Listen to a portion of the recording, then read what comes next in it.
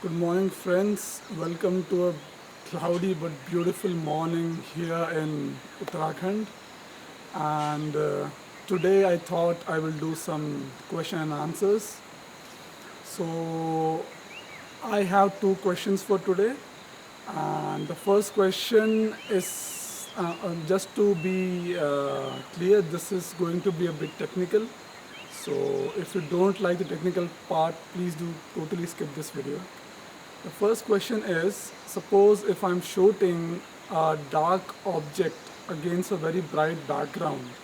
So how do I expose for the shot and the background properly? And in this case, I would like to use one example of a Himalayan monal against, suppose the sun is rising in the morning and we have Himalayas in the background and the Himalayas are lit golden and the Himalayan monal, which is already very dark in color, is in shadow.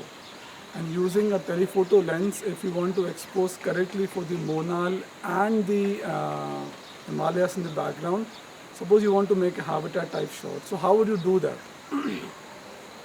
So in my experience, it is if you are using a telephoto shot and if the subject is quite close to you, then I think it's almost impossible to get the subject and the background in proper exposure, at least on the field.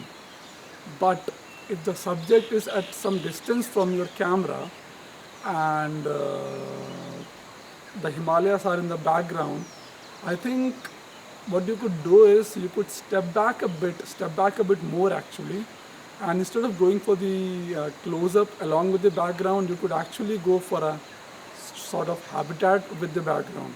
So what happens in that case is if you step back a little bit more, you because the distance between you and your subject and the background will increase, what will happen is you will get and if you make a habitat type shot, you will have a somewhat proper exposure for the foreground and the background because the foreground will not totally overwhelm your camera sensor. So I think stepping back and instead of making a portrait, you could make a habitat would make for a better shot, and you could actually, I won't say exactly proper exposure on the field, but you could actually get the details back when you go to your home and process on the computer. You would actually get the details back in post processing. So I think that is the one solution. And the other thing is, suppose, and the thing is, once you do that, you will also have a proper depth of field. So you will have the subject, you focus on your subject, the subject will be in sharp focus, and because the distance between your camera and the main subject is a bit more, the depth of field in the background will also be more. So I think stepping back, making a habitat type shot, and using f7.1 or f8, I think, and underexposing a bit, I think will give you reasonably proper exposure on the field, and then you can recover the details in the background. Now the question also raises that what happens if I want to shoot an image for a competition, suppose. Now some competitions are very strict that they don't allow you to make too many changes in the exposure or white balance.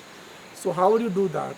So if that is the situation, in my case, as I told you earlier, it is almost impossible to get a subject and a Himalayan peak which is like lit golden by the morning in proper exposure in the camera itself. So what I would do is probably I would zoom out a bit, and instead of making a portrait, what I will do is I'll underexpose it like one stop or two stops, and then I would like to make a silhouette. So I will compose it in a way that the focus will be on the monal, and the Himalayas will be there, but I'll go for even wider frame, and I would like to show the monal just as a silhouette against the golden light in the background. And I think for me that would be an amazing shot. And when presenting in the competition, you can just present it as a silhouette because a monal stands up against a silhouette, any subject for that matter. So I think silhouette could be a very good idea to do that. So I think these are my 2 points on how to expose for a shot properly, and this is what I would do, and this is what I have normally done. So coming to the second question. So the second question goes like this: do you prefer getting the intended exposure through different metering modes or exposure compensation, or both, and why? So let us talk about the metering which I use first. So there is spot metering, evaluative metering, partial metering. The metering which I always use is evaluative metering, and evaluative metering has given me for the past few years, and I have shot in multiple lighting conditions, and I have seen that evaluative metering has given me results almost 100% of the time, the intended result almost 100% of the time. I played with spot metering earlier in my days, but I found that spot metering is very specific, and unless somebody knows what he or she is exactly doing, it becomes very tricky to play with.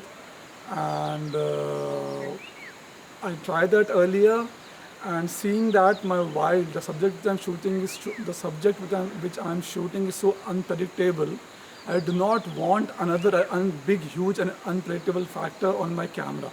So I just keep it out. I leave it simply to evaluative metering, and it helps me almost all the time. Now, suppose if I want to control my exposure compensation in the field, as the second part of the question asks, then I would always prefer playing with exposure compensation. And in this case, I would like to use one example of an image of a Himalayan monal that I shot 1 or 2 years back. So, in this particular monal was sitting on a ridge, and the ridge was being lit by the golden morning sun, and the sun was to my back. So sun was here. It was lighting the ridge to my front, and just beyond the ridge was a deep valley. So the valley was like hundreds of meters below, and at that time of the morning, it was in very deep shadows. So the moment I looked at the frame and the moment I looked at it through my viewfinder, I knew that since predominantly the frame was dark, was in shadows, I knew that if I properly expose for this shot, the camera would, because the frame was predominantly dark, it would try to overexpose the shot to get the details in shadows. So the moment I looked at it, I immediately hit the exposure compensation button. I went to -1 and 1.5 stop, and I took a series of shots. And when I looked at it, it was absolutely the way I intended them to look on the viewfinder. The monal with its bright specular highlights was in perfect detail, and the rocks on which it was there they were properly exposed, and the shadows were almost dark, and that is exactly what I wanted. So for me, evaluative metering has worked 100% of the time, almost 100% of the time. And if I had to play with the exposure on field, I will simply take my exposure down or up depending on the light condition, and it has almost never failed. But if you do want to play with spot metering, I would encourage you to do that. But in wildlife, I would not. If I was you, I would not do it. But if you are doing something in a controlled lighting situation, of course you can do whatever you want to do. But in wildlife, when the subject itself is highly unpredictable, I would never do that. I always use evaluative metering, and it has worked for me 100% of the time. So those were my 2 questions for today. And if you have any further questions, you can drop them in the comment section below. And going forward, I intend to make such kind of videos at least once a month, provided I have sufficient questions. And if you have your questions, drop them in the comment section below. I would love to answer them. And if you do like the video, please do share it to your friends and subscribe to the channel. Also hit the notification bell. And that's it from this beautiful Himalayan valley. See you later.